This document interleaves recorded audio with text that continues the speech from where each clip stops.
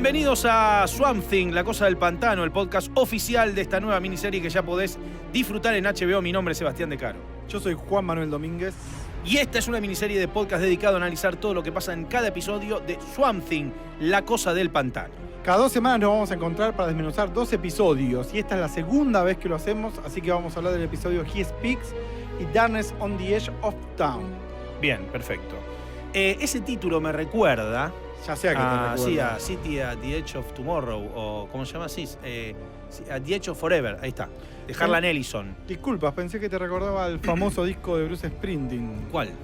Darkness on the Edge of Ah, Town. cierto, claro que... Pero ¿es un disco bastante reciente o es un disco muy viejo? No, es un disco muy viejo. No soy tan fanático de Bruce Springsteen. No te preocupes. Me estás desnudando ante la audiencia. No es la idea. Pero también me parece que este disco lo que tiene es que se mete...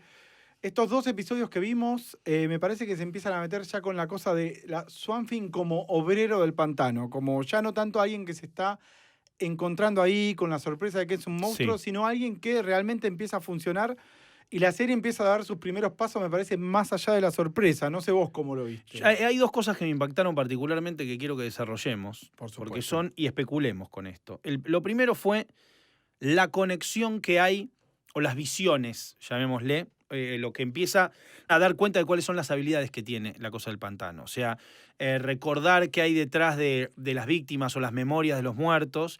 Y después lo otro, el hecho sincrónico, que esto ya lo habíamos hablado, creo, que empieza a ver con Abby. O sea, que tiene la sincronía medio, la cosa medio como sincrónica. Empieza a estar lo que vos ya habías dicho, que obviamente es como un ADN clave de la serie, que es ese factor bella y bestia. De hecho, en uno de estos 2 episodios, ya lo vamos a hablar, pero aparece muy violentamente. Exacto. Muy demoledor de almas en un determinado momento. Bueno, y la figura del vengador, claro, del protector de ella y que esto que el otro, ¿no? Cómo cambian de roles de alguna manera. Exacto, y al mismo tiempo lo que decías es que empieza a aparecer esta cosa, como te decía yo, de obrero del pantano, que vos también lo habías asociado con otra cosa. En el primer momento vemos a este tipo, a este villano del pantano que él había matado, que no solo lo había matado, lo había directamente partido en miles de partes, le arrancó la cabeza, 2 brazos, las piernas, le hizo una fatality directamente. Y entonces lo que él empieza a tener, algo que parece un momento cool, que esto me parece muy inteligente de James Wan, nuestro creador aquí, y de toda la gente que está metida en términos creativos, es que eso empieza a convertirse en algo que él empieza a llevar con él como si vos lo hubiera hecho, como ser humano. Empieza como, che, pero ¿yo qué hice? Y se empieza a acordar de eso y encima empieza a tener una memoria que parece apenas al principio del tercer episodio, que es, él se ve de vuelta como humano en sus sueños y sus sueños empiezan a ser un lugar, una especie de limbo, mucho más todavía del limbo que viene siendo el pantano. Entonces él ve a la persona que asesinó, esta persona que asesinó, lo acusa de asesinarlo, y él en ese recuerdo que tiene es humano. Entonces ese es el momento más gráfico que tenemos en términos de dónde está literalmente parado él entre la realidad y la magia negra, la magia del pantano, este balance entre la luz y la oscuridad que tanto define a la serie. Pero también empieza a aparecer de vuelta la figura de Alex Holland, que pensamos que no íbamos a ver más, pensamos que había explotado, se había convertido en la Cosa del Pantano, tenía su conexión con Susie, su vínculo con Abby a los Frankenstein y había desaparecido. Y no, volvemos a ver de vuelta a Alex Holland como ser humano. Hubo un momento, a comienzos, o mediados de los 90, mejor dicho, en HBO, que hubo un vehículo, un producto que fue extraordinario, que fue la serie animada de Spawn. Lo traigo a colación porque este personaje, digo, sumándolo en términos estéticos o argumentales, también era una persona que de buenas a primeras con otra personalidad, ¿no? Digamos, en tal caso lo podemos emparentar solamente con Holland en relación a ciertos valores o cierta cuestión de heroicidad, pero eso ya es como un tópico recurrente. Pero todo el hecho o toda la tensión que puede existir entre convertirse en un monstruo y al mismo tiempo luchar por seguir teniendo aquellos valores. Digo, no simplemente quedar afectado o separado de tu condición anterior de humano, sino que haya esos chispazos de pretender establecer la moral que la que seguís creyendo y cierto sistema de, bueno, voy a arreglar el mundo ya que estoy completamente desarreglado, a ver qué puedo hacer. Digo, una figura bastante tópica de cierta poética, pero me recordaba el tono y cierta cuestión, Spawn también tenía, ¿no? Aquello de que estaba a medio camino de llegar al terror, los climas, los silencios, la utilización del sonido. Al ser una miniserie animada, eso quedaba más claro, pero hay momentos, te juro, que me fueron muy evocativos, me llevaron para ese lado. me fascina lo que decís, voy a ser honesto, porque me parece que lo que están haciendo y que empieza a aparecer en este episodio y que empieza a aparecer en el episodio que vamos, los dos que estamos hablando, es esta tragedia de él. Digo, Spawn es una criatura definida por la tragedia, la cosa del pantano también es una criatura definida por la tragedia. Sin vuelta atrás y que quedan en una condición física y de habilidades distintas que ya no tiene No solo arreglo. eso, comparten dos cosas. Una idea del amor, digo, porque el amor es lo único que los ata al hecho de que alguna vez fueron humanos, aunque ya no lo son más, y literalmente cuerpos invencibles que no les permiten ni siquiera la opción de la muerte. Claro. Entonces, lo que empieza a aparecer en este sentido es esta idea de que, al menos en lo que nos refiere a nosotros, de HBO, de La Cosa del Pantano, es que La Cosa del Pantano es el único puente que empieza a encontrar con el mundo es Abby. O sea, funcionar alrededor de Abby, preguntarle a Abby qué está pasando, darle a Abby sus células para que lo investigue, que es lo que hace en el episodio 4. Entonces lo que empieza a sucederse es se empieza a generar realmente un cuestionamiento de qué es él, pero al mismo tiempo, volviendo a lo que vos decías, me parece divertido que hay determinados momentos donde él aparece, voy a usar torpemente el término superhéroe, pero él, viste, en un momento del segundo episodio, cuando estos bichos que aparecen, estas miles de insectos que hacen gráfica y viral a la maldad que está en el pantano, al desbalance de la oscuridad y lo oscuro, él aparece al bajo del suelo, él es el salvador y qué sé yo, pero al mismo tiempo es tremendamente frágil. Y me parece que esa cosa de lo monstruoso, de lo frágil y de la magia, del tarot que vos trajiste siempre a colación, empieza a aparecer ya realmente no como una opción de la serie, sino como realmente como su piedra basal. La serie va a ser sobre esta duda, sobre esta monstruosidad, sobre esta mezcla de ser monstruo y ser héroe, y al mismo tiempo no querer ser ninguna de las dos cosas. Una nota al pie respecto del tarot, y digamos, esto va más allá de si son creyentes o no, si alguna vez tuvieron la chance de tener cerca un mazo de cartas de tarot, si tienen a uno en su hogar, si conocen a alguien que sepa leer y tirar el tarot, no sé cuál es tu vínculo con el tarot. Nulo, salvo la fascinación que ¿Nulo? me genera. Nulo, porque obviamente me da mucho miedo y mucho respeto. Y porque no me gustaría saber algo más de lo que va a pasar. Soy una persona ansiosa que no podría lidiar con eso. No te dice lo que va a pasar el tarot. El tarot te dice lo que pasa. Te dije nulo. Ahí, bueno, pero por eso es bueno aclarar, es bueno aclararlo. Si alguien te dice con el tarot lo que va a pasar, te está mintiendo. En mi casa tengo 5 mazos de tarot. Son distintas versiones, o sea, distintas versiones en cuanto a su diseño y en cuanto a la cantidad de cartas, porque hay un tarot muy particular, que es el tarot Toth, T-O-T-H, como Alex Toth, pero nada que ver, digo, Alex Toth, uno de los dibujantes más grandes de la historia, pero no estoy hablando de un artista de historieta increíble, de E.S. Toth, sino el Toth de Aleister Crowley, el tarot de Crowley. Crowley, en su afán megalómano, estamos hablando del satanista más grande de todos los tiempos, le sumó arcanos al tarot. El tarot de Crowley tiene algunos arcanos más. Y está dibujado, o sea, las cartas son muy bellas, por una Jack Kirby del tarot, una mujer, cuyo nombre no recuerdo, porque no quiero googlearlo, pero si ustedes buscan Todd Tarot Crowley, van a ver estos dibujos que son realmente una belleza muy particular.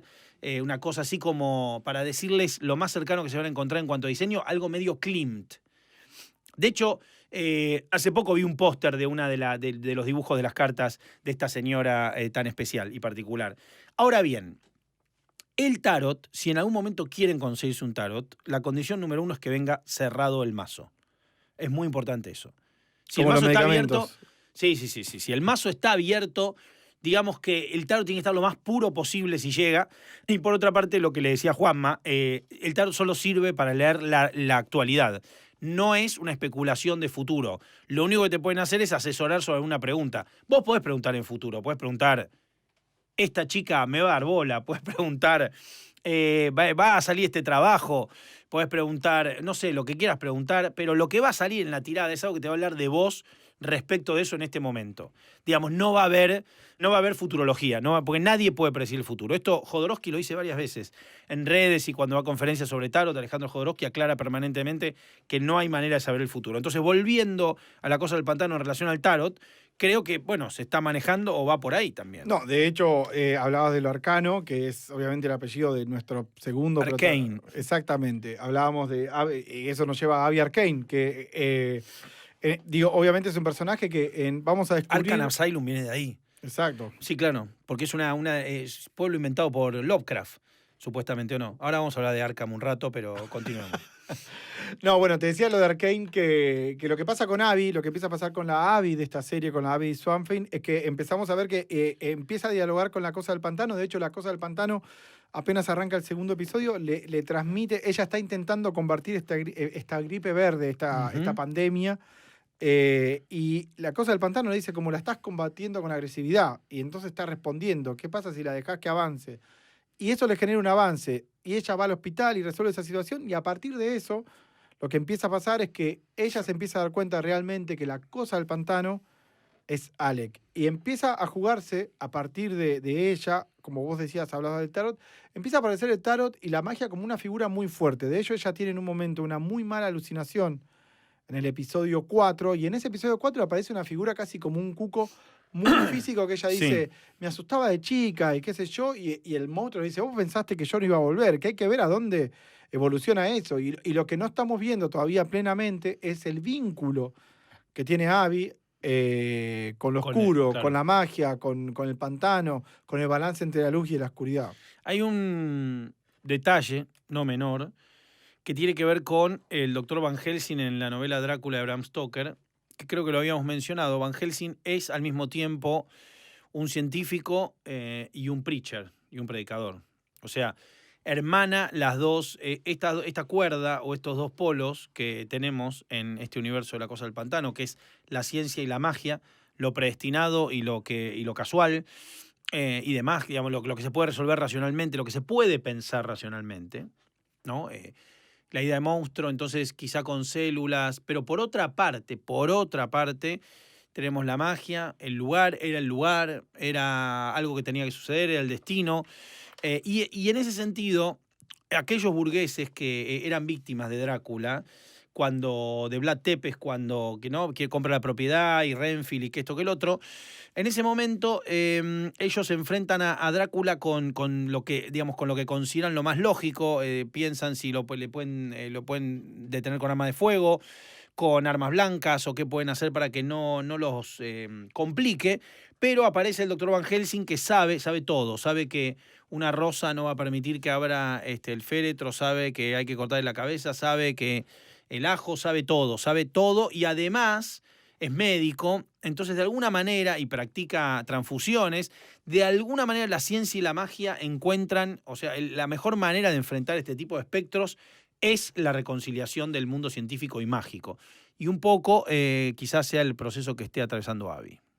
Y al mismo tiempo el proceso que está atravesando la misma cosa del pantano, el mismo Sí. Swanfin, que digo, Es un científico. que era un científico, y entonces él le dice a ella, toma, analizá mis células para ver qué soy, y le dice, tenés células de planta, pero que se comportan como un animal. Entonces ahí aparece lo que vos estás diciendo ilustrado, pero muy claramente. Creo que no hay científico loco en la historia de la literatura que no se le haya vuelto en contra del experimento.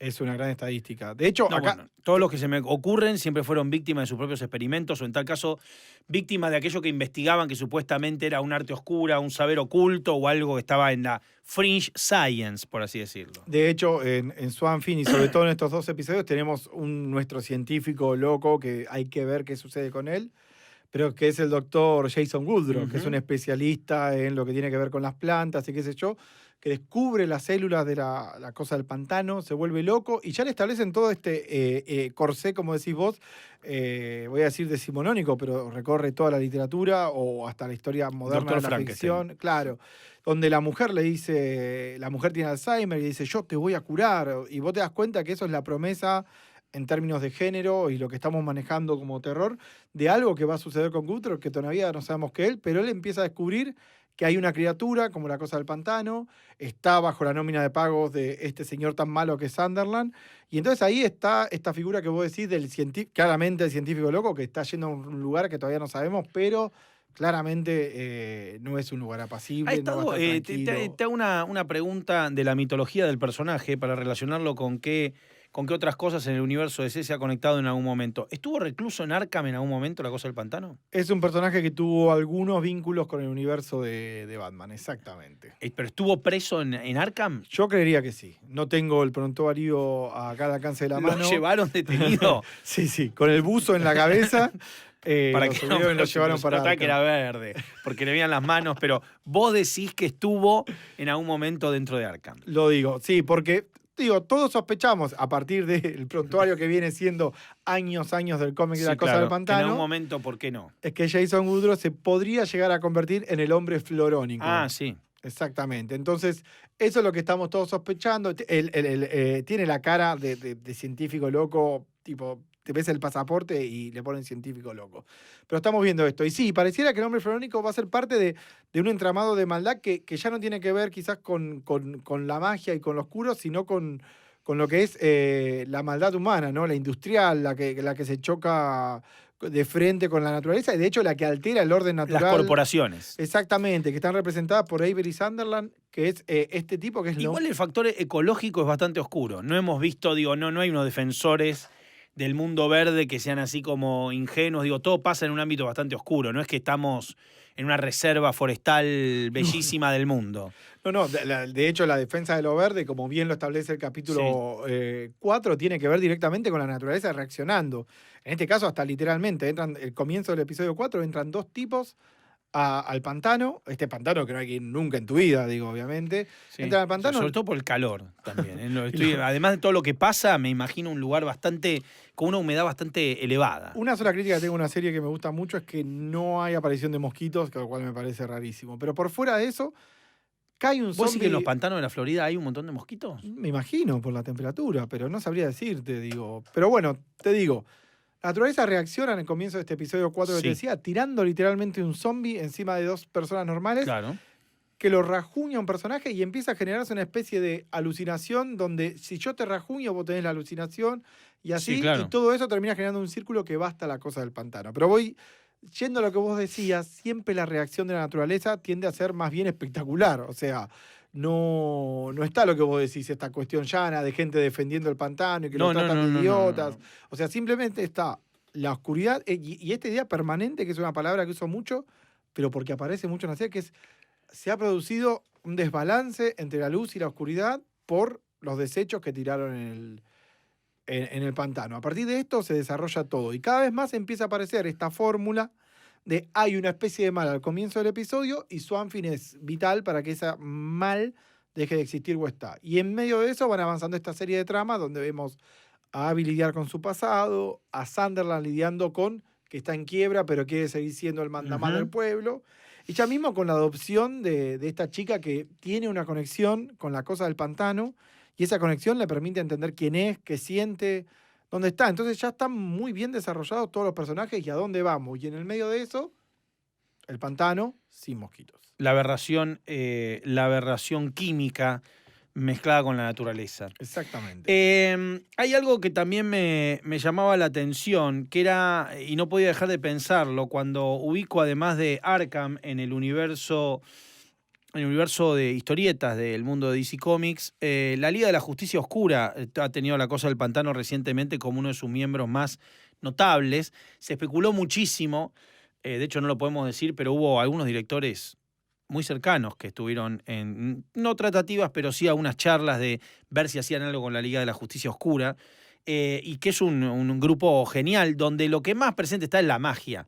Digo, y si tenemos que fechar lo que ha pasado estos últimos años con la cosa del pantano, además de una suerte de retelling, me acuerdo, hoy suena totalmente vintage decir el nuevo 52, porque fue como un sueño que duró muy poco, digamos, con promesas que tampoco llegaron a ser las que más se han cumplido, pero recuerdo que la cosa del pantano del nuevo 52, que era de lo más interesante, en algún momento haciendo un crossover con Animal Man, y si lo traemos a la mesa también, por razones obvias, vinculados en más de un sentido, ambos personajes, tenía una encarnación, si queremos, que algún punto de contacto con esta tenía. El romance, la importancia de la idea de la familia o de los vínculos, digamos, eso sí estaba muy mantenido, pero en su diseño, ¿te acordás que era una especie de cosa con alas, digamos, que era el dibujo de Paquette, ¿no? Era de Jenny Paquette, bueno, que era medio como un dios, de alguna manera, y este cosa del pantano que nosotros estamos viendo, que respeta esos ojos, esa especie de barba, bigote, una cosa medio chopera que tiene en el rostro, Sí, tiene es como más una cosa parecido al diseño clásico que vimos siempre del personaje. Digo, a mí me parece una gran elección que dijeron, bueno, ¿qué es la cosa del pantano? Vamos a hacer la traducción más fiel que se pueda, a pesar de que uno diga, bueno, pero estos monstruos hace mucho no se veían, como respetando o sumándolo a la tradición de siempre de lo que fue el personaje. Y aparte lo que empieza a pasar con esa idea es que, si bien en los 2 episodios anteriores, los que cubrimos en el podcast anterior, que pueden escuchar cuando gusten, lo que empieza a pasar ahora es que tenemos que ver a Swamp Thing. Y eso responde, como vos bien decías, a una idea visual de establecer a la criatura. Tenemos que verlo y tenemos que creer en él, emocionarnos. Tenés que creer que se mueve. Tiene que ser algo palpable. De hecho, te iba a recordar una escena que aparece en el 3er episodio, que es el mismo episodio donde Swamp Thing ayuda a Abby, lo ayuda a resolver la pandemia. Y Abby, de repente, como cualquier ser humano, después de un mal día, cualquier ser humano que toma alcohol, se va a un bar. Sí. Y vemos una cosa que es la primera vez que aparece como una cuestión media melanco, divina, ya casi de película de los 80 romántica, que es ella baila con un policía, con Matt Cable, que la saca a bailar, otro personaje de la mitología y de la serie, obviamente, y se abraza con él. Ella obviamente siempre tiene cara de que lo extraña a Alec, aunque lo conoció poco, y quiere entender a este personaje. Su vida se va un poco en eso y frenar lo que está sucediendo y su pasado. Y de repente, de la nada, vemos a contraplano de ese plano de ella bailando con este policía que era parte de su pasado y qué sé yo. Lo vemos a Swamp Thing mirando eso con... Ese es el final del cómic 1. O sea, de la mini historieta de 3 números, 4, 5, no me acuerdo cuánto eran, que es Génesis Oscura, creo que se llamaba. Bueno, es el final él viendo entre los arbustos, escondido, camuflado obviamente, de lejos a Abby. Bueno, es muy parecido lo que pasa ahí. Y acá es la primera vez que lo vemos, en lugar de no entender, reaccionar, qué sé yo, como literalmente ahí está su peor enemigo, porque ese mundo no le va a abrir nunca la puerta. Qué duro que es eso.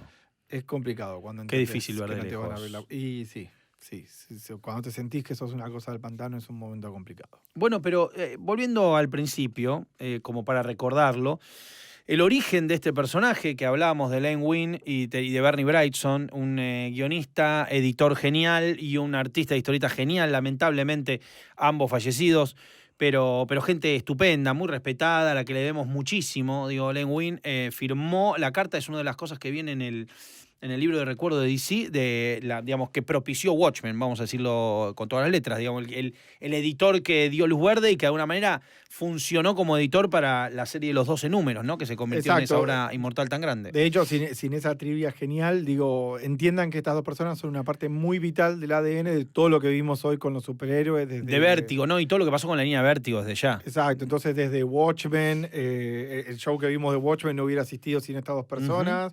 Este show no hubiera existido sin estas dos personas. Muchísimas cosas que tienen que ver con la cultura postmoderna, en algún lugar llevan las huellas digitales de estas dos personas. Hay un dibujo prohibido porque no llegó a publicarse, de una especie de cosa del pantano Jesucristo de Bernie Wrightson. Lo van a encontrar por ahí, si googlean Christ, Bernie Wrightson, Swamp Thing, van a ver un dibujo increíble. Y esto lo traigo a colación porque las imágenes icónicas que hemos visto de ramas, o de momentos de acción o de consecuencias después de un momento de acción o de horror, o por lo menos fantástico en relación al personaje, tiene mucho de eso. Entonces digo, por ahí si quieren complementar el visionado de la serie con repasar el trabajo de Wrightson sobre este personaje, realmente, además de que van a ver un artista increíble, y les recomiendo como nota al pie, Wrightson lo que hizo con Frankenstein, que también es un clásico de la ilustración de la novela de Mary Shelley, que todo tiene que ver con todo, ¿no? Volvemos a hablar de mitos y de científicos locos cuyos experimentos se le vuelven en contra. Desde Herbert West, Reanimator, en adelante a todo el mundo le salió todo mal, porque un poco el chiste es ese. Y en este sentido, imaginen que Estados Unidos, un poco de historia, que también tiene que ver con la cosa del pantano y los lugares, qué tipo de ascendencia o de historia tienen, comenzó en el noreste. Estados Unidos comienza, si ustedes ven el mapa de Estados Unidos, un país que tiene la ventaja de tener 2 costas, imagínense que todo empezó allá arriba, al este arriba, digamos, ¿no? Y de a poco fue expandiéndose. Eso explica muchísimo los nombres de determinados estados, los nombres de determinadas ciudades. Y la última adición es la sureña. Lo último, obviamente, el sudeste es una adición mucho más novedosa, mucho más antigua, digo, que lo último que se va tomando, que ya es al lado y hacia la costa oeste. O sea, se desprende como una especie de triángulo que se va abriendo hacia abajo y hacia el oeste. Y todo lo que hay ahí en esa zona, la zona que podemos denominar del sur, de los pantanos, de, digamos, el vudú, digamos, muchísimo bueno, lo que pasa en New Orleans, sin ir más lejos, que es toda esta especie de mundo gótico que se ha visto en algunas películas y en mucha literatura, tiene que ver con los antiguos habitantes y la confluencia de culturas que hubo en lo que había antes de que se convirtiera parte integral de los Estados Unidos. Y es riquísimo y es muy distinto y muy particular. Digamos, lo señalo porque a veces uno no entiende por qué aparece cierta imaginería, cierto vestuario, ciertos vehículos, ciertas reminiscencias de un pasado, ciertos ecos de alguna música o de cultura o de sabores distintos, y tiene que ver con esto. Digamos, no es que podríamos establecer, como pasa en los países grandes, los que tienen muchísima extensión, uno va viendo de un modo muy cosmopolita, lamentablemente cada vez menos por el mundo en el que vivimos, pero pequeños retazos de esas culturas que estaban antes. Es que, bueno, la cosa del pantano obviamente su base empezó en eso, pero esta serie lo retoma de una forma muy inteligente, de una forma muy consciente. Digo, tenemos el sur, tenemos Luisiana, tenemos Marais. Entonces lo que empieza a generar, a partir de lo que vos describís, es una serie de personajes que obviamente se condicen con una historia. Y esa historia tiene que ver con, como decíamos, con la magia. De hecho, vos hablabas del tarot y en el episodio 4 literalmente hay una tirada de cartas a un personaje como es, bueno, le decimos Blue Devil porque es un nombre de personaje de cine y hay que ver qué pasa con él. Pero hay literalmente una tirada de cartas y literalmente empiezan a aparecer juegos de poder que uno ve de otra forma en otros lugares, ¿no? Como el magnate de Nueva York, el de California, esa cosa ya no existe. Y tenemos estos magnates que son literalmente como más oscuros, que tienen hasta la oscuridad del pantano para salirse con la suya, como lo que pasa acá con nuestro Avery, que no puede, digo, ya en este episodio, directamente en estos dos episodios, lo vemos literalmente matar a alguien con el que tenía una tramoya en términos de préstamos bancarios, y literalmente lo vemos que engaña a la mujer, y lo vemos que le saca plata a la mujer y que sigue manteniendo el poder y que está a punto de matar a la amiga de Abby porque quizás lo descubre después de matar. Entonces lo que empieza a aparecer es toda una trama de poder sureño, de poder por el pueblo, que más allá de que sea el antagonismo de la naturaleza, se empieza a generar también una historia cultural, ¿no? Del dominio de alguien que quiere tener sobre un lugar, la historia oscura de ese lugar, que acá literalmente tiene que ver con el personaje de Madame Xanadu y las tiradas de cartas, y empieza a aparecer tipo los rezagos de una sociedad que nunca terminó de construirse porque no le dieron más margen, no le dieron más techo. Entonces, la resistencia del pueblo también es una resistencia para el pueblo se acostumbró a convivir con la naturaleza y creo que por eso también se habla tanto del balance. No es como otras ciudades donde se quiso pasar por encima de la naturaleza. Acá no tuviste chance. Estabas literalmente en el último punto de Estados Unidos. Entonces creo que eso está muy presente de respeto por el lugar porque la historia de ese lugar está construida a partir de la convivencia de Marais con el pantano que la contiene.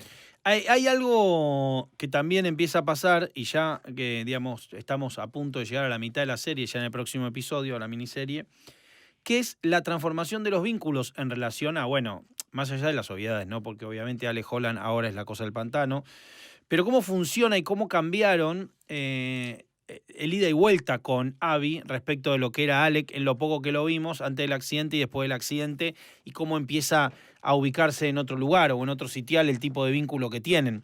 Lo increíble es que no solo ha cambiado Holland, sino que también Abby, viendo a Holland, también cambia un poco. Es como si se vayan mutuamente transformando. O sea, el vínculo, lo increíble es que llega a un nivel de potencia que por ahí en las posibilidades reales no tenía, de compromiso que por ahí en las posibilidades reales no tenía, digamos, crece a través de la tragedia. Lo difícil que es, al mismo tiempo que se busca una cura, saber que los pasos firmes que estás dando o cómo la cosa se va volviendo más interesante es justamente a raíz de una tragedia. Eso, y además lo que nos está pasando es que la mayoría de los episodios, las veces que vemos a la cosa de pantano, tiene que ver con algo que está sucediendo puntualmente en el episodio. Suena redundante, pero no lo vemos sentado recordando. A lo sumo lo vemos durmiendo con algún recuerdo, pero siempre lo vemos funcionar. Es un personaje que utiliza muchísimo la voz en off en el cómic, esto por si no lo han leído nunca, lo decimos porque tiene algo de reflexión permanente y casi todos sus relatos son siempre una reflexión de él que uno va viendo, pero es muy común que empiece y que termine con él medio el pensador de Rodin en algún lugar, en una esquina, tirando a unas ideas, ¿no? Es una historieta original, o al menos lo que ellos toman. Muy como poética. Sí, más literaria en su construcción de Love, o sea. Y acá lo convierte en un personaje de acción, entonces lo ves reaccionar y me parece que eso tiene que ver con lo que vos decís. Vos lo ves siempre reaccionar en torno a Abby, y Abby ya empieza a ser una presencia en su vida, como bien vos decís, y entonces en ese sentido se termina de entender la tragedia. Entonces él, como dijimos, la ve en el bar y te das cuenta que se le rompe el musgo que forma su corazón. pero al mismo tiempo después lo vemos que la va a salvar, lo vemos que le saca literalmente el mal de adentro, con el cual el pantano la infecta a ella, literalmente se hace cargo de ese mal para devolverlo al pantano. Digo, empieza a aparecer él siempre en términos de ser este cuidador del pantano, el cuidador de Abby, pero al mismo tiempo Abby y el pantano son quienes le permiten ser lo que es, si no sería literalmente una planta que camina. Los globos de pensamiento, que son los globos, cuando uno lee una historieta, los globos que tienen como esos puntos suspensivos, porque la diferencia entre algo que está siendo dicho y algo que está siendo pensado son eso. No sé si se sigue utilizando así, supongo que sí. Los globos de pensamiento son los globos que tienen varios globitos pequeños. Como un humito. Como un humito. Siempre sentí que los globos de pensamiento tenían más clima y me llevaban a lugares más reales que los globos del diálogo. Y depende... Porque los globos de pensamiento, digamos, como la voz en off, ¿no? Digo, y ahora lo vamos a vincular con eso, con el diálogo y la voz en off. El globo de pensamiento, o sea, recuerdo Batman viendo por una ventana pensando, que lo vi 1700 veces, digo, reflexionando sobre ahora debería, me parece que es como imbatible. Es imbatible el personaje pensando y que uno pueda acompañarlo. Primero porque sentís que está literalmente dentro de la cabeza, y lo otro es que logra una profundidad del vínculo con lo que estás viendo, que muchísimas veces uno dice, esto es genial, digamos, me está llevando de la mano. En ese sentido, cuando uno lo ve filmado, no sé si... ¿Qué vas a decir? Es que te iba a decir eso, me parece que una cosa que es un acierto acá y que por eso te lo muestran poco y nada, es que cuando lo ves a la cosa del pantano, así sea que habla con Susie o habla con Abby, que hasta ahora son sus dos interacciones más allá de zombies y gente que aniquila y gente que envía definitivamente al infierno, me parece que algo que tiene que ver con eso y que a mí me da la sensación que están pensados y no quiero exagerar, es, no hay silencios tan grandes porque obviamente es una serie, pero hay silencios que te hacen entender que él está pensando permanentemente qué va a decir y cómo lo va a decir, que no actúa a partir de la desesperación. Viste que él está desesperado en su condición, pero no actúa a partir de la desesperación. Me parece que hay una idea de que él está pensando y procesando todo el tiempo, con su cuerpo, con su lentitud, que a mí me parece, me divierte mucho lo que decís, porque yo pensaba en eso, es como una forma de traducir todo ese monólogo interno, que obviamente nadie necesita conocer, pero que es muy enriquecedor si uno quiere expandir más este universo que ahora le pertenece a HBO. Y me parece que algo de eso hay. Lograron adquirir esa velocidad mental de la cosa del pantano, que es una hiperactividad de dónde estoy, quién soy, pero que el cuerpo solamente la puede expresar como con una lentitud. Es que tiene que sentirse bien en el cuerpo, la cosa del pantano. No sentís ningún tipo de dolor, ningún tipo. Estás bastante lúcido, digo, no hay cansancio. Él creo que puede estar despierto, o sea, duerme, si en tal caso duerme por una cuestión de casi de costumbre, pero no... Sí, de inercia. No, claro, porque no tiene ningún tipo de... O sea, es como si de repente, y el peso, ¿no? El peso de los músculos, no siente eso. Algo que se puede regenerar permanentemente, como ya hemos visto, es como... Muy difícil porque te empuja, digamos, a lo mejor se propicia muchísimo más el monólogo interno o la capacidad de reflexión porque es lo único que te queda. O sea, todo lo demás está perdido, no hay nada, no tenés distractivos. Tenés todo el tiempo el mundo para pensar. Sí. Básicamente porque lo demás ya está resuelto. No es, me duele un poco este dedo cuando lo estiro, no, ya no te duele más nada. Bueno, es muy difícil, es desesperante. Es que yo creo que esa desesperación está muy bien transmitida en el show. Como que si te lo mostraran todo el tiempo al personaje y la serie girara en torno a dónde está él y cuando los demás aparecen en el pantano, que es una decisión consciente de no llevar a cabo, quizás eso sería más agobiante. Pero acá tiene ese factor, como decís vos, de no puedo estar todo el tiempo con una persona que no entiende qué es. Entonces nos llevan a Abby, nos llevan a toda esta situación que Avery está generando en la ciudad, nos llevan a Susie y su conexión con Swampy, nos llevan a Blue Devil. Me parece que en ese sentido se generó, por usar una idea bastante presente en la serie, un lindo ecosistema para poder dejar que la cosa del pantano tenga el poder que necesita tener cada vez que aparece en escena. Quiero hacer un crossover, te voy a hacer una pregunta crossover, sí. Con otro personaje de otra serie, con el Dr. Manhattan. Tratemos de relacionar a la cosa del pantano con el Dr. Manhattan. Sí, claro. O sea, en este sentido. Porque hay algo que los hermana, que es esta condición del monólogo interno, el pensamiento, porque, bueno, son dioses, básicamente una especie de dios primordial y una especie de dios atómico. No vamos a llegar a la pelea, si se pelearan el Doctor Manhattan y la Cosa del Pantano, yo creo que el Doctor Manhattan lo desintegra con la mente. Yo creo que lo convierte en un cucurucho en 2 porque minutos. estamos hablando, claro, porque estamos hablando de básicamente una especie de poderío que es quizá una de las criaturas, una vez hicieron un ranking de la mano de Crona, no sé quién está arriba del Doctor Manhattan, digo, no sé quién, el antimonitor, ya no, ni siquiera el antimonitor, pero digo, es realmente una entidad de las más poderosas. Hay una entidad en el universo DC, una especie de cosa como si fuera una fuerza que no tiene ni nombre ni nada, que no me lo acuerdo ahora el nombre que tiene, pero hay una especie de cosa más allá de personajes con cara, nombre y demás y origen. Pero volviendo a lo que sí los hermana, estos dos personajes, para los que hayan visto la serie de Watchmen saben de lo que estamos hablando, y si no, vayan a ver la serie de Watchmen, porque si son felices con esta serie, van a ser muy felices con la serie de Watchmen. Go, chicos. Hay algo, ¿no? Hay algo que es esto de el dios o el semidios en relación al environment, a tener que lidiar con tal o cual historia del pasado, tal o cual vínculo, la humanización. Y un doble juego de no puedo admitirlo porque ahora soy un dios y tengo otro tipo de vida, necesidades, cuerpo y forma, y a la vez es lo único que me queda, tratar de hacerme cargo de estos vínculos. Obviamente, el Doctor Manhattan, para cuando lo agarramos en Watchmen, ya viene siendo el Doctor Manhattan hace un rato larguísimo. Pero está mucho más canchero, aparte tiene algunas utilidades que le permiten llevarla mejor para adelante. La cosa está un poco más estigmatizado, es más difícil ser la Cosa del Pantano. Pero en eso creo que tienen una resonancia. Que me parece que sí, porque digo, eso es lo que hay que ver, a dónde va esta serie, a dónde puede llegar a ir en próximas temporadas, cómo puede llegar a jugar con la idea de la Cosa del Pantano como deidad, que es algo que está en el material original, pero que evidentemente va a empezar a aparecer porque empezamos a ver que puede hacer cosas que tienen que ver con lo físico, como, digo, obviamente sus brazos ramas. A mí lo que me sorprendió es todo no lo físico, sino esto que decía, las visiones, la conciencia. Es que iba a ir eso, tiene como una hiperconciencia de otra cosa que está pasando y puede lidiar directamente con la maldad, absorberla, devolverla a la tierra, empieza a manejar ya directamente... Medio Pachamama. Claro, te iba a decir, se empieza a poner un poco esotérico el asunto. Pero sí, me parece que es interesante que quizás ese puede ser hasta el paso evolutivo que puede dar la serie, que es como, no es simplemente un ¿Tenés monstruo. plantas en tu casa? Sí.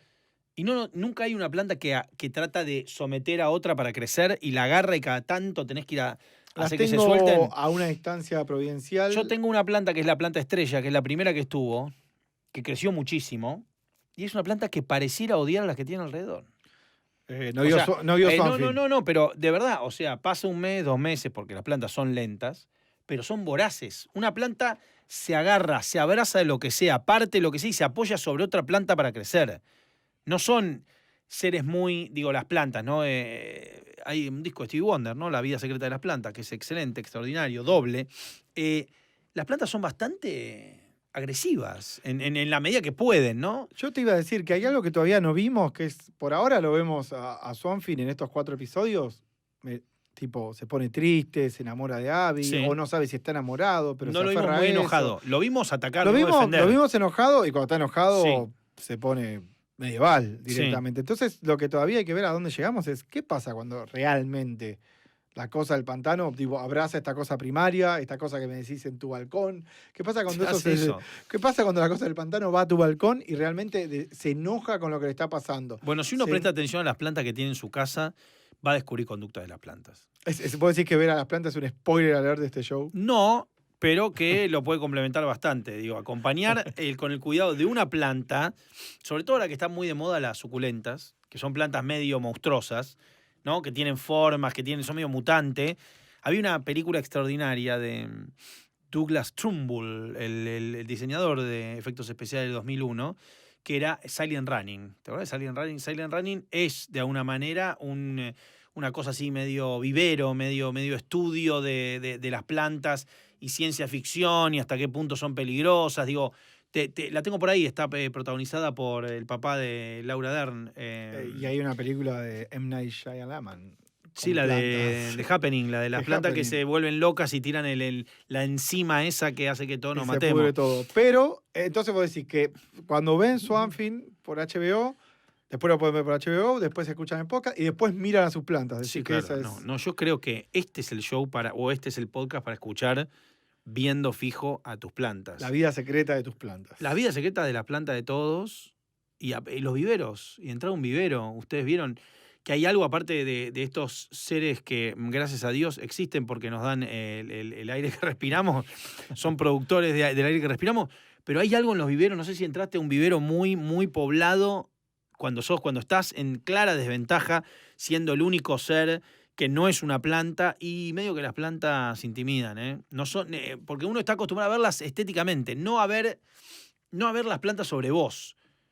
No sé si fuiste a una selva, pero no, nunca me animé a entrar a una selva, he ido a parques naturales. Pero una cosa es el bosque de arrayanes, que no era ese unos pinos, qué lindo, que esto, que el otro, y otra cosa es eso, el sauces, plantas que son lo frondoso, lo que no te deja ver, lo que se enrieda, ese tipo de circunstancia. Lo entiendo perfectamente. Y no quiero meterme en plantas carnívoras, no quiero llegar a la planta que come insectos, no. Estoy hablando de simplemente las que crecen, las que buscan crecer. Hasta ahora que aparecen ahí las que atraviesan el cemento.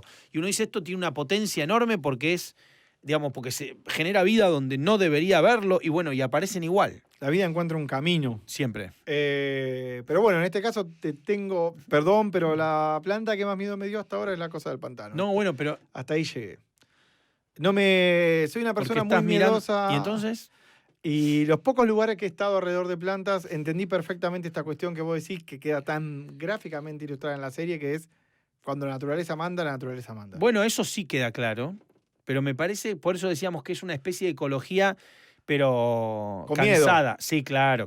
Es una ecología porque no te queda otra. Es una ecología porque no te queda otra. O sea, la naturaleza manda y la cosa del pantano te lo va a demostrar con creces si no tenés ganas de escucharlo. Me gustaría pensar también, lo que pasa es que necesitaríamos a alguien especialista de plantas para eso. Si la cosa del pantano fuera una planta, ¿qué planta sería? Pueden escribirnos. Igual a lo mejor tenemos la fortuna de que alguien, un biólogo, un botánico. Sí, gente ahí puede escribirnos qué tipo de planta descubre porque es medio árbol, medio...